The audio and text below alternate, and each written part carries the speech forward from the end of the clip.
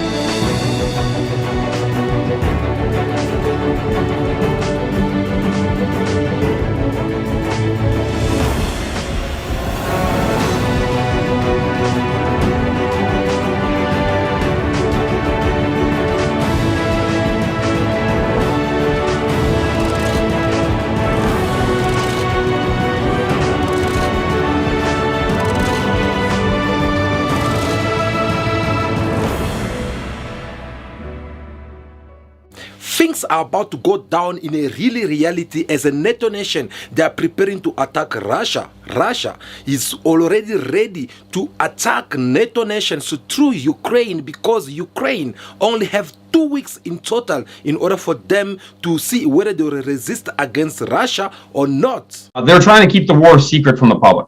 Russia insisting the war in Ukraine would be over in just 2 weeks if the West halts military supplies to Kiev. We have a big problem with manpower. We simply lack men. People have lost the enthusiasm which they had at the beginning of the full-scale invasion. We need big reinforcements. Many people here are tired. They're using heavy artillery like this to break down Russian infantry positions over the ridge just beyond there. This counter-offensive will not be fast. It will be slow, grinding, and a fight for every single metre. They need more weapons, and in particular they need more ammunition and spare parts and sustainment. If America doesn't assist Ukraine, Putin is all too likely to succeed. This is not my word. These are the words of European leaders. They are freaking scared right now because Vladimir Putin had called for his militaries to apply the nuclear bombs to any nations who will try to stand on their way and try to defend the people of Ukraine. Tough talk on possible nuclear war from Putin and his cronies has been just that, talk. But now for the first time, Moscow has ordered military drills involving tactical nuclear weapons. Potentially dangerous escalation by Vladimir Putin, who's often threatened to deploy nukes on the battlefield, but could now be putting Moscow on a path to actually using them. Putin says the drills were ordered in response to what it calls provocative statements and threats from Western officials. The European leaders, they have put their powers together in order for them to send their troops in Ukraine so that they can go and attack Russia territories. Well, they believe that if they don't send their troops in Ukraine, if Ukraine get defeated by Russia, which means the defeat of Ukraine by Russia, it will be the defeat of NATO, US, and the entire Europe, says by these politicians. I'm afraid I have to ask once again, why the hell are we being so slow in giving those heroic Ukrainians the weapons they so desperately need? Because if Ukraine falls, it will be a catastrophe for the West. It will be the end of Western hegemony, and we will have no one to blame but ourselves. Again here, these are not my words. These are the words which came from the mouth of these craziest European leaders who believe that the only way to solve this problem between Ukraine and Russia, it is by attacking Russia. What kind of thinking is this? It is more obvious that they have lost their mind. You will be able to tell your children when they grow up and they will ask you a question, Dad, Mom, where were you when these leaders pushed you guys to the World War III? That is about to take place between Russia and NATO. Perhaps this might look like something simple as their media, they're trying to close it and hide it from people to not know what is about to happen in this world. Let me refresh your mind. When we're talking about World War II, it all started just like this. One nation attacking another nation, and through that one nation, the third nation come and join them, the fourth one, so on and so on. And right now things are about to get ugly, not only for Africa continent but for the entire world, all because they want to fight in order for them to protect their own interest. When all this started, they thought it was going to be more easy for them to go ahead and threaten and put Russia down. You remember how it started. The view of the West was that Putin was going to win in a matter of days. That was totally wrong. And the Ukrainians were heroic, and they pushed Putin's troops out of the Kiev area. They pushed them right the way back. They've already regained more than half of the territory that Putin conquered. They've done huge damage to the Black Sea Fleet, 40%. Incapacitated. They've done colossal damage to Putin's armed forces. They are going to win.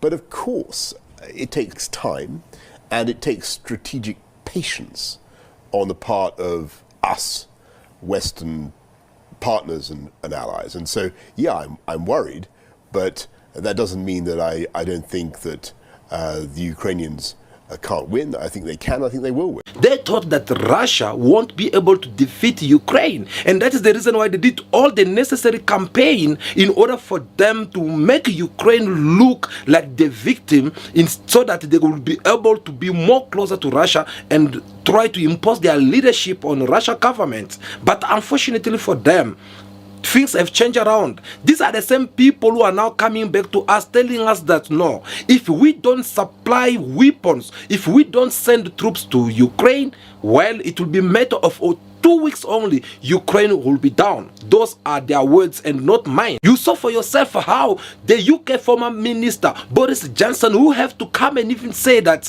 there won't be a way that Ukraine will survive from this war if we don't supply them with weapons, because I quote, the defeat of Ukraine to be the defeat of the entire NATO nations. When we used to tell you time to time that this conflict or this war you guys you are seeing in Ukraine, it has nothing to do between Ukraine and Russia. Instead, these are the war that the Western they have imposed on Russia because they want to control Russia, because they want to make sure that the Federation of Russia should be under their leadership. And people perhaps by then they never believe us, but where are we today? Isn't it these are the same people who are coming now forward to testify and confirm what we have told you, that they are the one actually who've been fighting Russia? Proof to that, they put a lot of sanctions against Russia. Those sanctions did not work. President Biden is expected to announce a new sanctions package tomorrow aimed at holding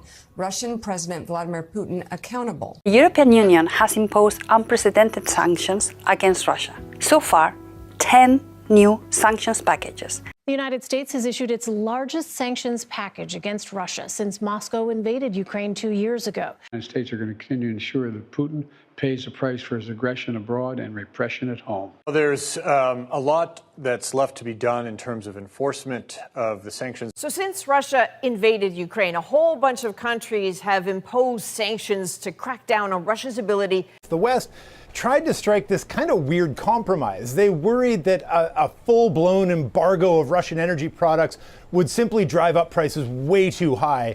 So what they did instead was they set this price cap, and they were hoping that that would let some oil flow, but make it so Russia couldn't really make any money. It was, at best, a flawed theory. It was definitely a thing the Russians could exploit. And what we're seeing there, Adrian, is that Russia is exploiting it. Russia's pulling in anywhere between $500 million and $1 billion every single day, selling oil largely, as you say, to India and China. Whether it is a military sanctions, whether it is a weapon sanctions, whether it is a monetary sanctions, whether it is whatsoever it is, actually that did not happen. Instead of this sanction having impact on Russia economy, instead of these sanctions trying to destroy Russia Federation economy, well, unfortunately for them, these sanctions actually had straightened up the economy of Russia. They become even the winner out of all these sanctions. Not me. This report said it all, as the President Vladimir Putin himself confirming on how the economy of Russia it has increased. In December, a confident Putin faced the press. This was his first press conference since his forces invaded Ukraine. The Russian president was asked about the economy, and he shared a prediction. The most important indicator of economic growth is the growth of gross domestic product. By the end of the year, it is expected to be 3.5%. That's a good indicator. It means we have bounced back from last year's decline. The latest economic numbers are out. Last year, Russia's economy expanded by 3.6%. Putin was off by a mere 0.1%, but broadly his prediction was on the mark. Since the invasion of Ukraine, the West has launched a campaign to isolate Russia, mostly through a slew of sanctions. But Russia's economy has shown remarkable resilience. The war gave Russia a boost. In the last 2 years, Russia's industrial output has shot up by over 60%. This has bumped up the growth numbers. The IMF is taking note. The agency has issued a new assessment. It raises Russia's growth outlook. The IMF thinks if Russia can maintain the momentum, its GDP will rise by 2.6%. That number surpasses Russia's own predictions. In November, Russia's central bank had put out a more conservative estimate. It pegged Russia's growth to hover around 1%, 0.5% in a worst-case scenario and 1.5% under better circumstances. IMF numbers suggest that Russia could do better. For the Russian president, his country has prevailed over its Western rivals. The West predicted, as you know, recession, failure, collapse, that under the pressure of sanctions we would retreat, surrender, fall apart. I would like to show a well-known gesture, but I don't know. But I won't do that. There are a lot of women here. They won't succeed. For the moment, Russia has indeed edged ahead. Compare Russia's growth numbers with the G7, a group that Russia was kicked out of following the annexation of Crimea. Surprisingly, Russia outperforms every single G7 member. Russia's arch-rival, the United States, is growing at less than 3%. Japan and Canada's economies are expanding at less than 2%. France, Italy and the UK, less than 1%. Germany is right at the bottom and in negative territory. Can Russia sustain similar levels of growth in the absence of a war? The jury is still out on that one. But for the moment, Moscow has managed to survive the onslaught of Western sanctions. Now tell me something. How can you be able to defeat someone whom you had already punished enough with a lot of sanctions? We are talking about 140 sanctions. When it is to come to trade with Russia, or when it comes to the international organizations, ONG and so, they did sanction Russia for participating to these all world organizations. They were hoping that with all these sanctions, Russia won't be able to survive. Do you agree with Joseph Borrell? Have sanctions been working? Well, sanctions are definitely a nuisance for Russia. They would much rather not be under sanctions than be under sanctions. But that being said, I think that they are not as successful as we hoped they would be. Unfortunately for them, Russia ended up surviving. So this ended up making them realize that actually Russia, they are strong more than we expected. And if we don't now engage in this physically, well, then we'll be the loser at the end of the day, because the entire world is watching. The entire world, they are now aware that it is not Ukraine who's fighting Russia, but it is West, US, NATO, France, Belgium, British. These are the people who are engaged fighting Russia. So they don't want to be defeated by Russia anymore. So they're now trying to find a way of attacking Russia by sending their troops over there. But you might ask a question to know, why do they have to send their troops over there? Does it mean that Ukraine is no longer having militaries? Of course, Ukraine used to have militaries, but not at the moment, because looking at how things are standing on the table right now, Ukraine, they don't have military anymore. They have lost more than 25,000 troops. Yep, Ukraine, they have lost a lot of militaries. As you can see in this footage, that a lot of militaries, they are being killed each and every day. They are running out not only of weapons, but they are running out of soldiers who's supposed to be defending them. And the soldiers which are on the field right now as we're talking, most of them, they don't even have enough experience in order for them to resist against the military of Russia. So this have become a serious problem for them, and they have to cry loud, saying that no, the money you guys will send us, thank you so much. The 64 millions of US dollar that they gave them recently, which I'll demonstrate again more about it in a short, but they thought that this money is gonna be enough for them to buy weapons. But this money is not enough for them to find more militaries. Zelensky previously, he even adjust or sign a letter allowing his constitutions to at least hire now the young militaries, because according to their law, you can only enter in the military like from minimum of 27 years old, but now the men have to reduce even to 25 years old so that they can recruit all these young ones. And even if they have to recruit them, do you know that a military, in order for you to be formed, to get the proper training, do you know that you have to be there at least 9 months in order for you to be trained properly, so that you can know on how to hide yourself, how to shoot, and how to attack? So do they have all this time?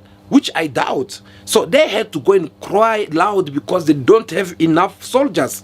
The soldiers who are on the ground, they are crying already. Думаю, братан, що це, блядь.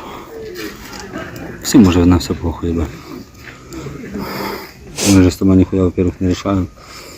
Во-вторых, это походу последние дни, блядь. Some of them, they are giving up. Some of them, they are scared. Some of them, they feel like who knows, maybe these people, they already even die. Because look, I'm going to play you this video. Of course, you guys, some of you don't understand what this military will be saying because he's speaking his own language. But to what we translate, this man is crying, saying a goodbye to his mother. Because apparently, he never imagined that things will be this hard as it seems to be right now. The man is telling her mother that things are very ugly. His colleagues in his team, they were all wiped off by Russian militaries. And he does not even know if he will come back home alive or not. He feel like giving up, but at the same time, he don't have a choice than to assume what he had vowed to do by sacrificing his life so that he can protect his nations. And this man, he said a lot. Just have a watch for yourself. Всім привіт. Я ще живий. Вчора нас сильно потріпало. Мам, пробач мене, будь ласка. Я обіцяв, що приїду додому. Я тебе... Я очень тебя люблю. Мамуся.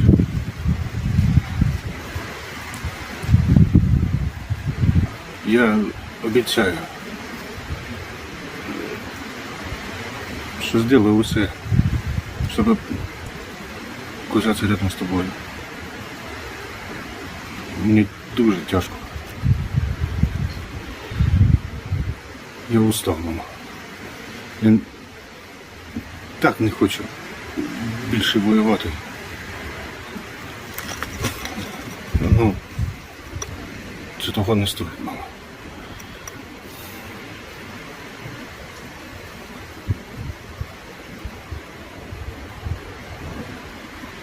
Я тебя очень люблю.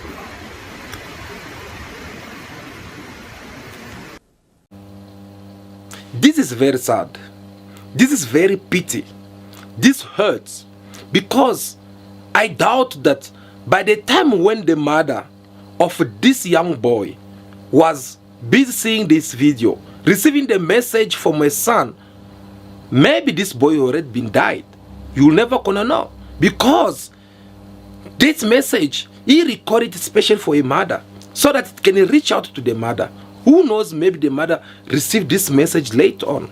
And this boy, these militaries, they're dying all thanks to Zelensky's choice by accepting to be a puppet president of the Western so that they will manipulate him and use his country as a background or a battlefield that they can come and fight Russia.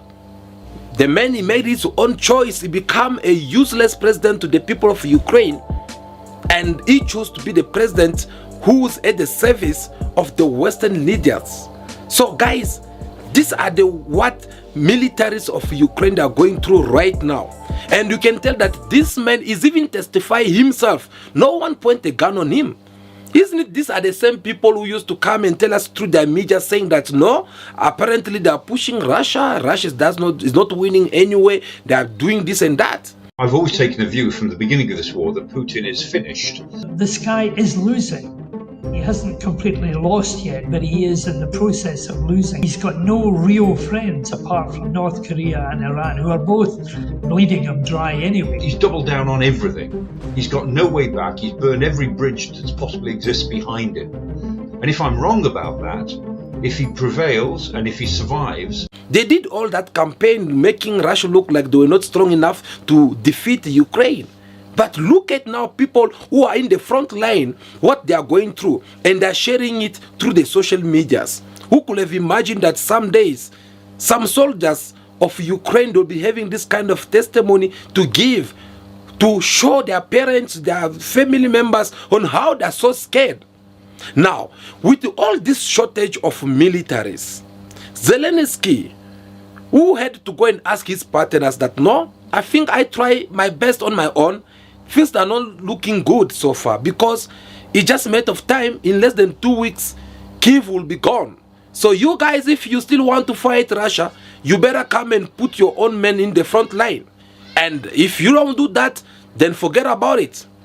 In the meantime, the negotiation which is supposed to be taking place between Zelensky as the president of Ukraine and Vladimir Putin as the president of Russia, those conversations are now being rejected by Russia, because Russia just realized that actually I don't have to negotiate with these people anymore, because I have already shown my good intention to negotiate with them, but no one wants this. They want to come and impose things on me, and I don't want to be at the service of anyone. And he ended up realizing that, no, actually I can defeat this boy in a short period without anyone getting even to tell me what to do around. So therefore, he declared Zelensky as the wanted man, as the wanted criminal in Russia.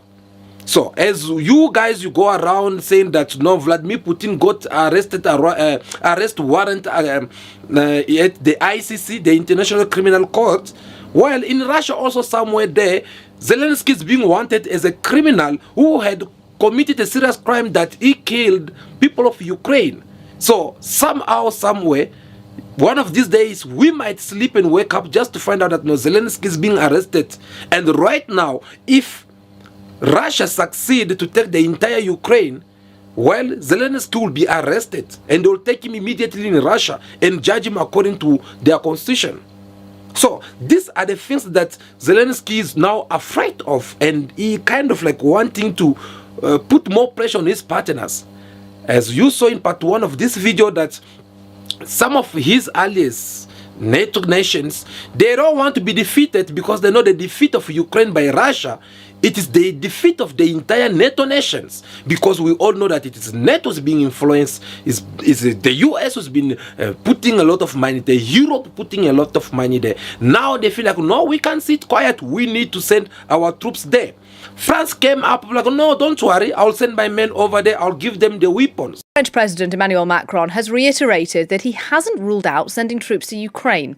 He told The Economist the issue would, quote, legitimately arise if Russia broke through Ukrainian front lines and if Kyiv made such a request. UK came also said that, no, we're going to send also our troops over there. With Ukrainian cities once again being pounded to rubble and the casualties mounting, I'm afraid I have to ask once again, why the hell are we being so slow in giving those heroic Ukrainians the weapons they so desperately need? Because if Ukraine falls, it will be a catastrophe for the West. It will be the end of Western hegemony, and we will have no one to blame but ourselves. Well, they were hoping, thinking that they are talking to their women who will have just to say Yebo Baba and bow to their whatsoever they can put down as rules. Unfortunately, this man, Vladimir Putin, is like, no, you don't even try to interfere. Because if you ever try to interfere in this business, I promise you guys that you are going to regret it with your entire life.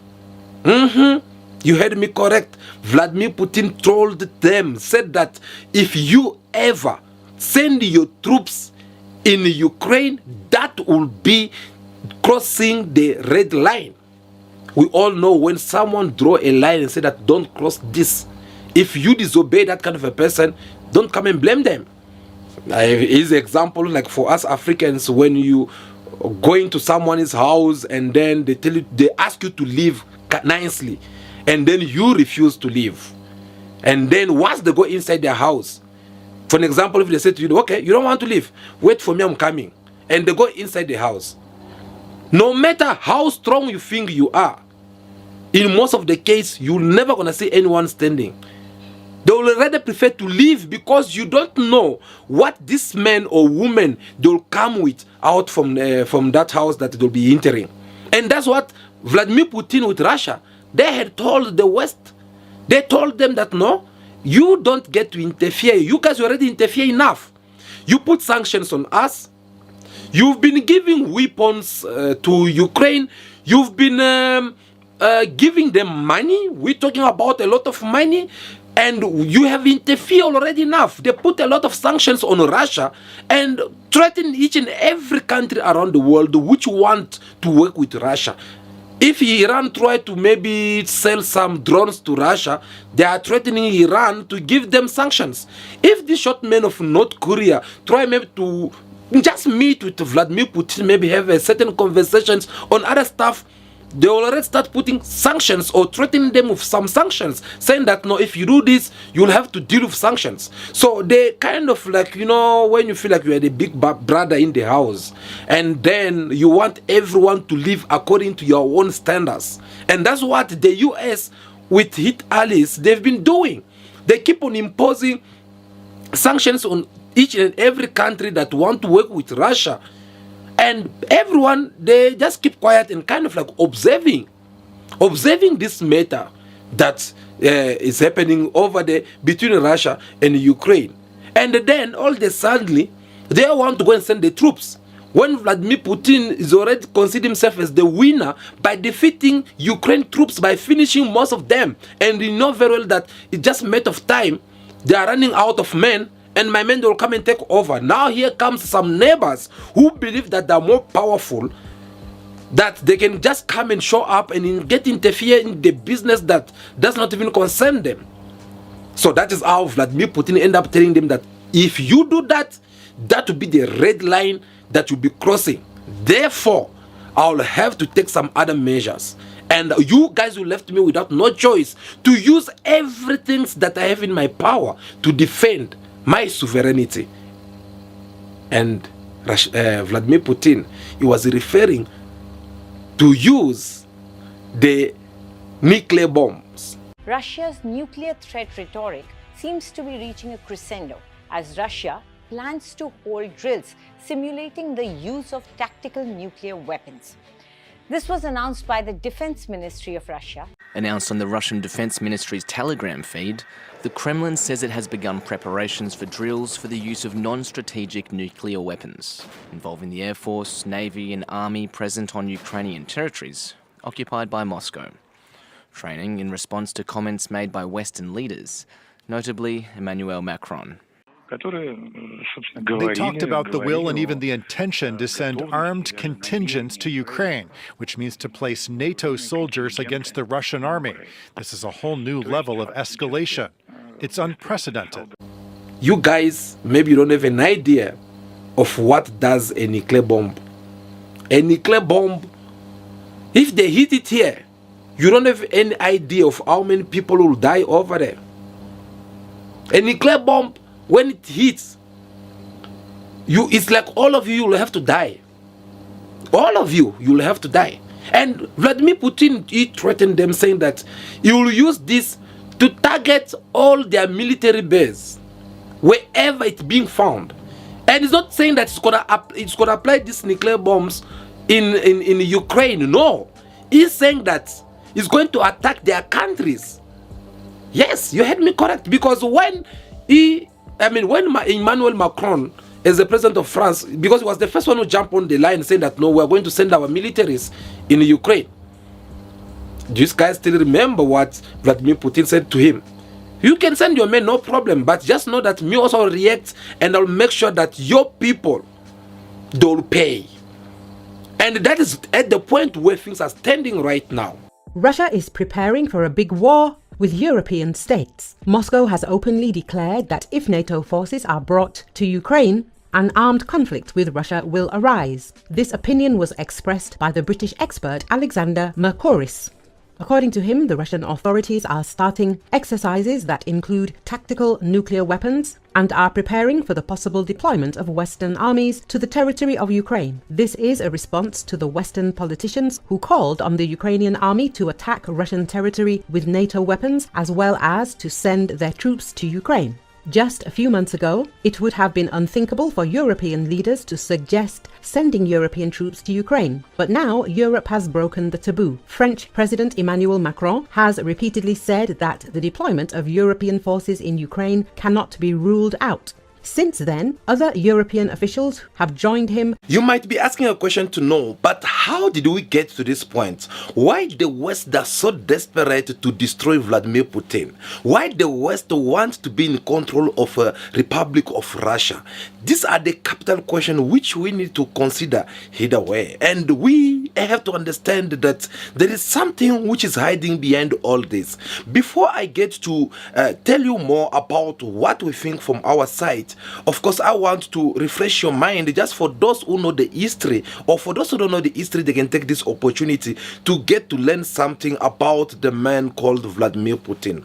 Who's Vladimir Putin? Because this is a man who's been ruling now in power for a couple of years, since the year of 2000 up to date. He was there in 2000, he was there in 2006, he was there in 2008, so on and so on, so on and so on. And this is the same man who've been in power when the American presidency keep on changing from President Bush to President Bill, from President Bill Clinton to Barack Obama, so on and so on.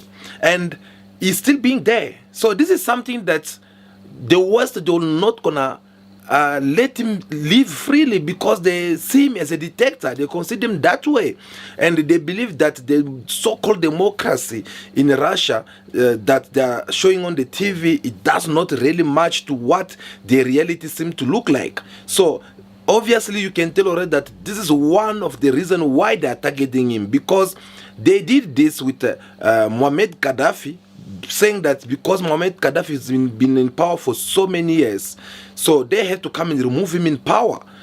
And they had to go and tell people of Libya that no, Muammar Gaddafi is not a good leader for you. They did this with Saddam Hussein, because Saddam Hussein has been also in power for so many years, and they had to go again and get influence people of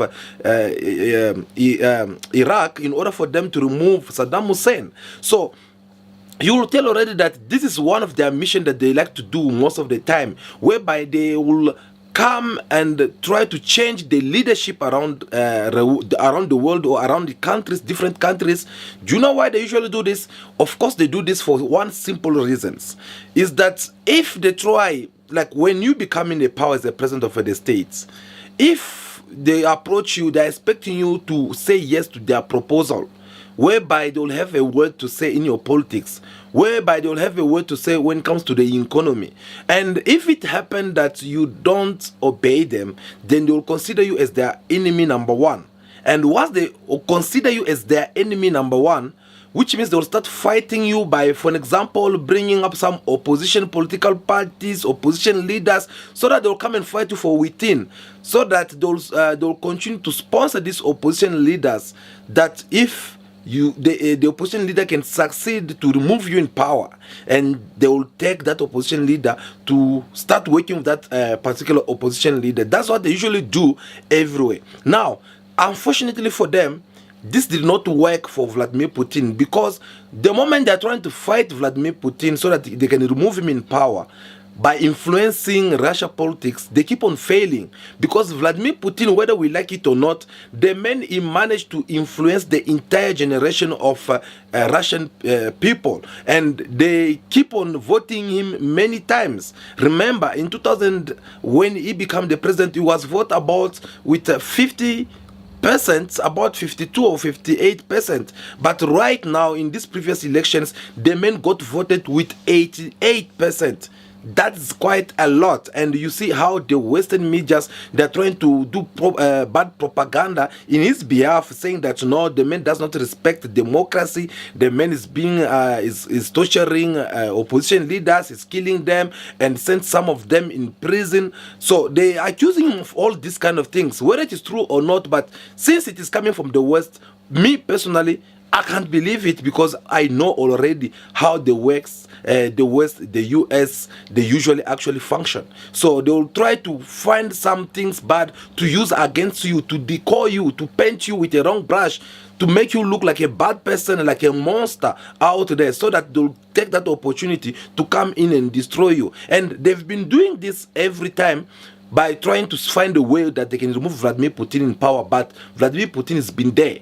It's been there either as a president or as a prime minister of a Republic of Russia. And obviously all the ideology, all the leaderships, it will be coming straight away from himself. And that is one of the reasons why the West, they don't want to remove him. Do you know that if it happened today that Vladimir Putin is no longer president of Russia, do you know that whatsoever we're seeing right now in Ukraine, it will stop immediately? Do you know that they will stop everything, especially if whoever's going to replace Vladimir Putin, he will be someone who's willing to work with Americans. So Vladimir Putin is a man who came and took the Republic of Russia from the low economy as it used to be and raised it up to the highest economy. And is the man who came and waking up the mind of Russian people and saying that, no, look, we are a powerful nation in the world. And we need to recognize that on our own. So we are not going to allow anyone to come and tell us how to do things. We are not going to allow anyone to come and lead us here just because they are so-called United States of America, or maybe just because they are Germany, who used to be the powerful nation back in days, or just because they are France and whatsoever. The man, he make his people to understand that, no, we are a sovereign country and we are going to do things according to our own understanding. So, that is how you see these people standing on him. You guys saw Vladimir Putin sworn in as the new president of Republic of Russia. Obviously, even though he's been in power for some time, he's going to start again his fifth mandate, which will finish in 2030. 2030. The man is 70 years old, 71 years old, I'm mistaken there. And by the time he finish ruling again, the man will be standing at 77 years old. And he had to do all these things by himself. So obviously this already be something which is scaring the Western, because they feel like it's very hard for them to deal with someone like him. So now they are trying everything by all means to stop him. Now, Vladimir Putin, in his speech yesterday, what did he say regarding the war in Ukraine? Because that's another thing that most of people, including the entire world, they were looking or watching out to hear coming from him. They ask, he had to tell the people what are his plans for the war, for the Ukraine for the war that they're having in Ukraine. And the man said that, no, I don't have a problem, we can negotiate. But we can negotiate only for two reasons. Reason number one, if things have to be done differently than not the way that were being imposed. Reason number two, if we can negotiate with a mutual respect of one another. The dialogue, including on issues of security and strategic stability, is possible, but not from a position of force. Without any arrogance, snobbishness, feeling of one's own exclusiveness, but only as equals, respecting each other's interests. Together with our partners in Eurasian integration, with other sovereign centers of development, we will continue to work on forming a multipolar world order, an equal and indivisible security system. Is that much to ask? That is a question I'm leaving it up to you, because you can see that Vladimir Putin, he does not want to negotiate as the West they are trying to make him look like. No, he does not want to negotiate here and then. No. I believe the man has been very clear from the beginning. From the moment when he invaded Ukraine, his reasons, they were more obvious. We all know that he had to invade Ukraine because the Western countries, they were busy approaching Ukraine so that they will place their military base over there and they will be able to start controlling Russia closely. And that was something that Russia did not want.